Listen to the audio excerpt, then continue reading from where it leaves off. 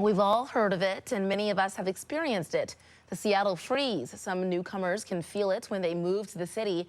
Seattleites seem standoffish, distant, or even cold, perhaps.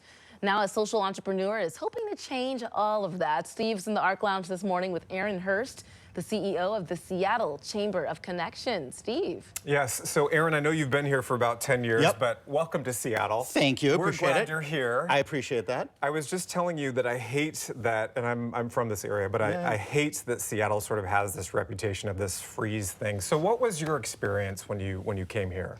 No, so I moved here 10 years ago, as you shared, and I was a trailing spouse. We moved here for my wife's job. Okay. And it was really hard because, you know, she had an immediate community with her job. Yeah. But my company was back where I came from, and I didn't have that social scene around me. And when I tried to make plans, I consistently struggled. Like, I'd have people over for dinner. It was like never reciprocated. Yeah. People would say, hey, you want to go to coffee? Yeah. But they actually never followed through. Or we should do that sometime. Yes, exactly. And never follow through. Exactly. And just like walking down the street, the lack of smile, eye contact.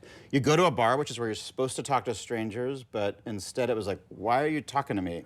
And you're like, because I'm at a bar, and that's the point of being at a bar. It's a social place. Right. So it was a big culture shift for me. I was coming from Brooklyn, where, you know, I spent a lot of time out on the stoop, just sitting there talking to the neighbors. People would come by, and it was social. So it was a big culture shock going from sort of that Brooklyn culture to Seattle. Yeah. And it took a while for me to really figure out that I was the one who had to make the initiative to like truly sort of build a social life for myself here. Just kind of a totally different world from Brooklyn to Seattle. Just a totally different experience, it sounds like. Yeah, I mean, at the end of the day, though, this is an American issue, not a Seattle issue. Yeah. I mean, we're seeing connection declining across the country, trust declining across the country. I mean, we are living in Seattle. It's acute here, but this is a national problem. And I believe, as a social entrepreneur, when I look at what is the greatest challenge in our nation today, it is the decline in connection and trust. We talk about all these other issues, but it really is connection and trust. It's at the root of every single issue. And unless we address that, like, our country is in real trouble.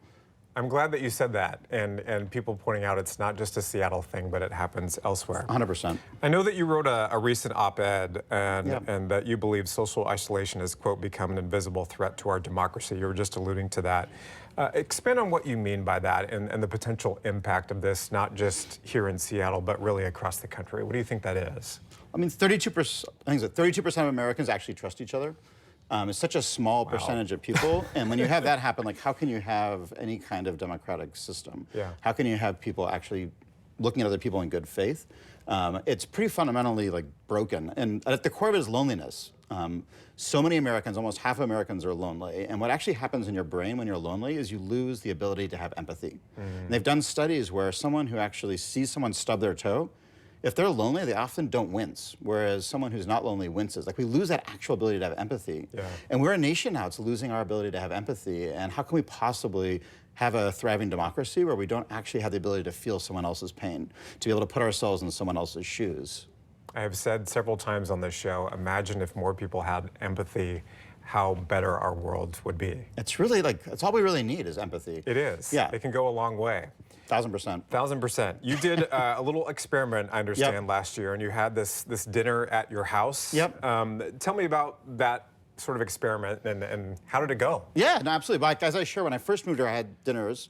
No one reciprocated, and I just stopped. I was like, you know what? Screw them. Cold I'm not doing turkey. it. But last year, I was like, you know what? I'm just going to not care about it because I love hosting people. And to me, a home's not a home without friends in it, without people over. So I have now, for about 9 months, every 2 weeks, been just hosting a dinner party with people I just met in the last 2 weeks. So they're almost all strangers. Oh, wow. And I just invite them into my home. Yeah. And we talk about connection. I ask them, what's your experience with connection in Seattle been? I ask them about, what does it feel like to feel welcome somewhere, and have them reflect on that. And then I really challenge them to say, what could you do to be more welcoming to others? And close it with them really sort of making a commitment to live the change we want to see here. And it's been, just made my home feel amazing to have all these great people in there. But it's also just, I think, sparked for a lot of people the desire in their own lives to put more investment into connection. Yeah. 'Cause I think a lot of us expect friendship and connection to happen to us. Yes. But it takes a lot of work. It takes, 200 hours to make a best friend. And yet we just think, time. I know, but whereas like we just meet and we're like, oh my God, like we must be best friends. Yeah. But like it takes a lot of time, and if we don't make that effort, it's going to be a hard It's slog. going to be one-sided Yep. for someone. This sort of became an inspiration, I understand, for something with the Seattle Chamber of Connection, as we call it. Yep. Seattle Welcome Days. What Yes. is that?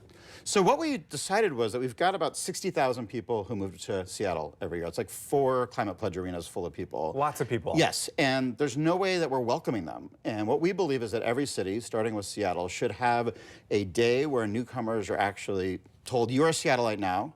Be in a room full of new friends, find people who have shared interests, get involved in volunteering, get involved in activities they're interested in. So we're every month going to start just having a 4-hour session at Town Hall called Seattle Welcome Day, where the mayor is going to anoint people as Seattleites, and they're going to meet all kinds of other folks, and they're going to start their journey. And then we're setting up clubhouses in every neighborhood. So every 2 weeks, there's a bar, a cafe, somewhere people can go, meet other newcomers, know that it's okay to talk to strangers, and to really fundamentally shift, we hope, the culture so that people want to stay here, because people right now are not staying, and it's causing issues with volunteerism, philanthropy, small business. Like the ripple effect of us not treating newcomers well is pretty profound. This is such a cool idea. Thank you. And so it kicks off this month.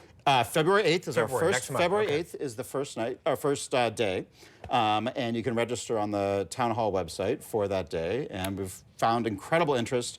We've got over 100 volunteers already who are saying we want to be part of helping these newcomers. Yeah. Including life coaches and facilitators that are going to be there to actually help people directly who are new, sort of build the life they want to build here. Let's help them really thrive in Seattle, because when they thrive, we all thrive. That's right. It's a whole communal thriving, right? I understand you guys have a bear, too. We do. Is that right? What's We the do have a thing bear. about the bear?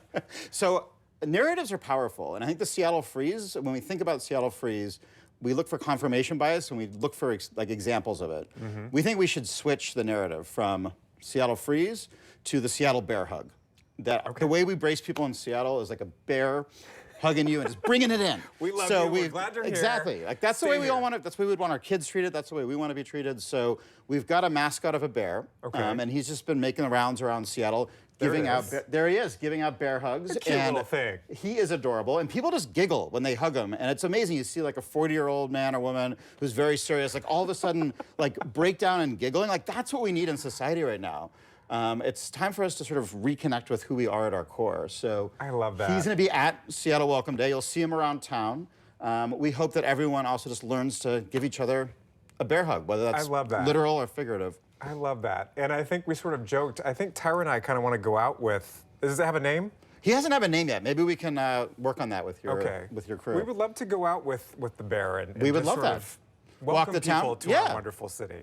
Bring it on. I love it. Like he would be honored. Thank you for doing the work that you're doing. My pleasure. As a native, Thanks. it's wonderful to see this, to know that the Seattle Freeze is not a thing that we want to have anymore. We don't have that reputation anymore, Tyra. And I love how you, Steve, you're so against it. You're like, no, we are nice over here. That's right. But I do love Aaron's work. Thank you so much for bringing us that. Yeah, the next Welcome Day on February 8th.